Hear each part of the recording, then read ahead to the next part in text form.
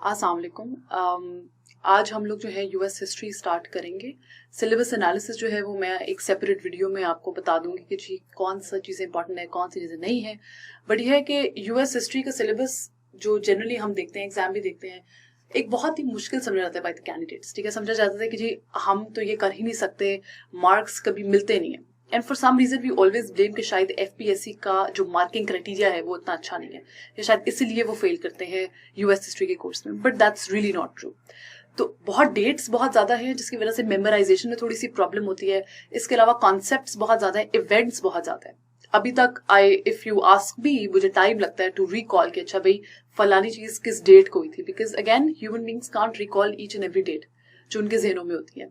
तो अब आपको पढ़ाना इस तरीके से है कि एक एक जो इवेंट है आपके दिमाग में कंप्लीटली बैठ जाए। ठीक है, और आपने पढ़ना भी इस तरीके से है। The slides that I've made for US history basically contain a lot of information that will cover your entire syllabus. ठीक है, तो ये है कि शायद पॉइंटर्स में अपने मुंह से बोलती जाऊंगी, तो आई वुड रिकमेंड कि इस कोर्स के लिए आप साथ साथ लिखते जाएं, बिकॉज जब तक आप लिखेंगे नहीं आपको वो चीज याद नहीं होगी। तो कोई मेजर इवेंट अगर मैं लिख रही हूँ, ठीक है, या उसकी कोई सब हेडिंग बना रही हूँ, तो वो तो चलो स्लाइड पे होगी, लेकिन मजीद उसके सब पॉइंट्स जो होंगे ना, सब हेडिंग के भी सब पॉइंट्स, वो मैं अपने मुंह से बोल रही होंगी। तो I would recommend that you take a paper and a pencil and you start noting down everything. This is the only way I believe that you be able to do US history on your own and through this video lecture. So let's begin. I hope you're able to do it. जो पहला हमारा topic है वो बिल्कुल pre आप कह लो colonial period से आता है, बिल्कुल एंशिएंट हिस्ट्री अमेरिका की कि जी ये कैसे स्टार्ट हुआ था सब कुछ। ठीक है, so as you can see on the slide, सबसे पहले 1,20,000 साल पहले the earth basically fell into an ice age. Everything solidified, ठीक है, और वाटर की सॉलिडिफिकेशन के साथ जो एक्सपोज्ड हिडन लैंड थी वो भी उभर के आने लगी। क्यों? जब वाटर लेवल्स नीचे गए, सॉलिडिफाई हुआ, तो वो लैंड जो था वो ऊपर आया, and it was actually a bridge that basically connected Siberia with Alaska. ठीक है, तो एक लैंड ब्रिज था जिसने कनेक्ट किया इसको। उससे हुआ ये कि जो काफी ज्यादा नोमैडिक लोग थे, अब आप कह लो 15,000 साल से लेके 50,000 साल पहले जो नोमैडिक ग्रुप्स थे, they started crossing that bridge. ठीक है, साइबेरिया से अलास्का पे उन्होंने क्रॉस करना शुरू कर दिया। ठीक है, Siberia is basically what you call present day Russia, आप कह लो वो वाला एरिया जो है वो साइबेरिया में आ जाता है। तो जब आपने वो क्रॉस करना शुरू कर दिया, then you started inhabiting the newly found land. ठीक है, this was the first inhabitants of the new world. ठीक है, न्यू वर्ल्ड बोलते हैं जो अमेरिका जब फाउंड हुआ था, क्योंकि उससे पहले न्यू वर्ल्ड का कॉन्सेप्ट था ही नहीं, लोगों को पता ही नहीं था कि एक पूरा अमेरिकन कॉन्टिनेंट एग्जिस्ट भी करता है। ये तो आहिस्ता आहिस्ता एक्सप्लोरेशन से पता चला कि जी अच्छा ये भी दुनिया एग्जिस्ट करती है। ठीक है, दुनिया जो पहली एग्जिस्ट करती थी, that was everything excluding your American continent, because most of the people back then believe that the earth was flat. ठीक है, तो यही आपको यूरोप ही होता, तो Europe Asia was and Africa was the most that you had seen. Africa भी बहुत बाद में आके। अच्छा जी, तो ये लैंड ब्रिज आ गया। उसके बाद 10,000 साल बाद, 10,000 साल पहले आइस एज जो थी आपकी एंड हो गई। जब आइस एज आपकी एंड होगी तो ये अगेन ये लैंड ब्रिज था ये कवर हो गया, और ये सारा वाटर जो था वो उभर के उसने कवर कर लिया उस लैंड ब्रिज को। इस एरिया को अब हम लोग कहते हैं बेरिंग स्ट्रेट। इस वाटर मास को आप बेरिंग स्ट्रेट कहते हैं। ठीक हो गया। अच्छा, जो वहां पे लोग थे अलास्का में, जो न्यूली इनहेबिटेड लोग थे, वो तो वहां पे ही उन्होंने अपनी ट्राइब्स बना ली। जिस तरह इमर्जेंस ऑफ ट्राइब से भी देख रहे हो कि वहां पे जितने भी नेटिव अमेरिकन थे, they started to make their own tribes, they had their own culture, पूरी उनकी डिफरेंट लैंग्वेज बन गई, उनकी अपनी एक दुनिया आबाद हो गई वहां पे। ठीक है, अब आहिस्ता आहिस्ता हम फास्ट फॉरवर्ड करते हैं आज की दुनिया में। ठीक है, अगर इसके ऊपर just putting it out there, colonial period जो है इस टॉपिक को आप कह लो, और अगर कोई सवाल आता है तो एक ओवर आर्चिंग पूरा वो कॉन्सेप्ट पूछेगा कि किस तरह से अमेरिका आहिस्ता आहिस्ता फाउंड हुआ था। ठीक है, तो हिस्ट्री से लेके अब तक आप पूरा डिस्क्राइब करोगे if you get a question on that. ठीक हो गया। अच्छा जी, उसके बाद यूरोपियन एक्सप्लोरेशन के ऊपर आ जाते हैं। तो यूरोपियन जो थे वो ट्रेड कर सकते थे ईस्ट के साथ with only 2 routes, one of them being the land route, the other one being the water route. अब दोनों ये जो रूट्स है ना, ये ब्लॉक किए गए थे। क्यों? ये टर्किश मुस्लिम्स ने ब्लॉक कर दिए थे because of the rivalry that the Europeans had with the Ottoman empire.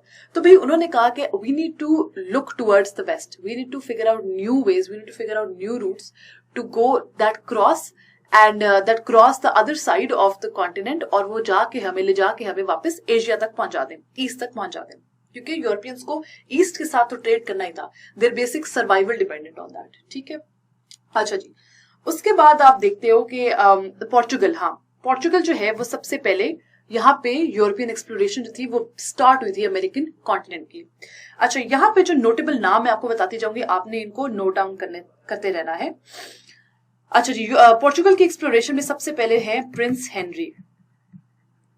Prince Henry was the navigator of Portugal और वो he went as far as Cape वर्दे,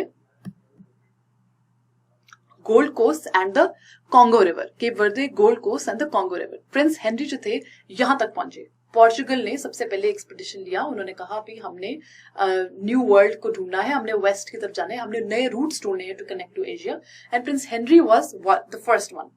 1486 में Bartho Dias, BARTHO, Bartho Dias, इन्होंने further exploration दी, ये भी Portugal की तरफ से की, और फर्दर एक्सप्लोरेशन इन्होंने अंडरटेक की, and he reached the southern tip of Africa and he named it the Cape of Good Hope. जब यहां तक पहुंच गए तो 2 लोग इस पॉइंट तक पोर्चुगल से एक्सपीडिशंस कर चुके थे।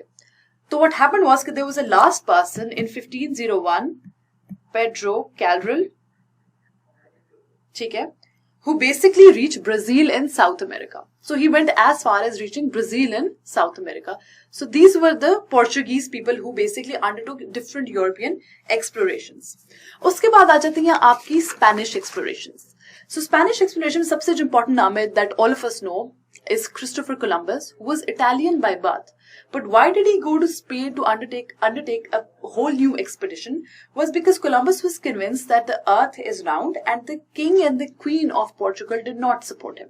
They did not support him in his stance, in his quest. So what he did was that Christopher Columbus went to Spain, जहाँ पे king और queen ने बड़ा बढ़ चढ़ के कहा कि जी आप undertake करें expeditions, will support you, will be there.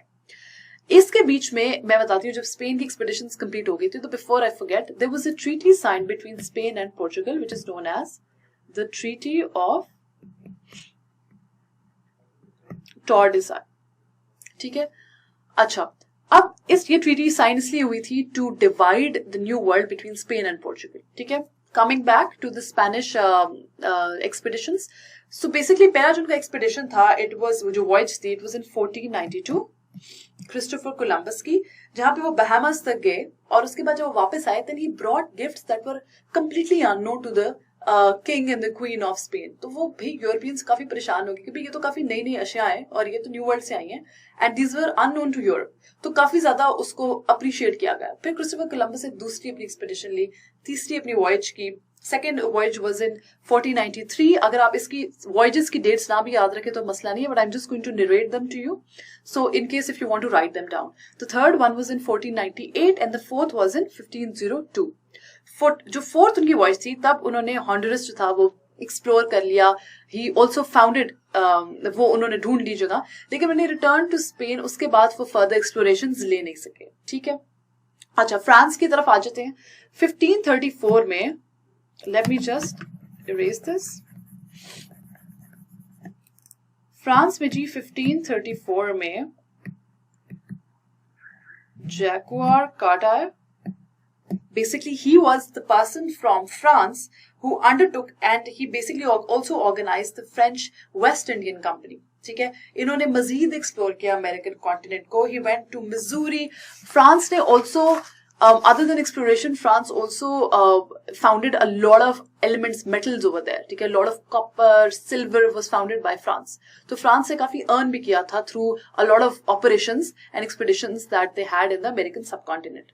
उसके बाद 1669 में French traders got hold of the land which was west of the Appalachian Mountains, ठीक है। सो ये बेसिकली अगर मैं आपको समझाने की कोशिश करूं तो ये जो है आपका अमेरिकन कॉन्टिनेंट है। These are your Appalachian, I am sorry, let's go back. ये अगर आपका एरिया है एपलाचियन माउंटेन्स का, ठीक है। तो जितना भी एरिया वेस्ट था उसके फ्रांस ने ले क्लेम कर दिया उसके ऊपर, ठीक है। लुजियाना वगैरह भी आ गए थे। लुजियाना 1731 में क्राउन कॉलोनी भी बन गई फ्रांस की तरफ से, ठीक हो गया। नेदरलैंड्स की तरफ आते हैं तो 1609 में गालिबन हेनरी हडसन जो थे, he laid claim to the present day Albany, जिसको आजकल जो एल्बनी के नाम से जाना जाता है, वहां पे नेदरलैंड्स का कब्जा हो गया।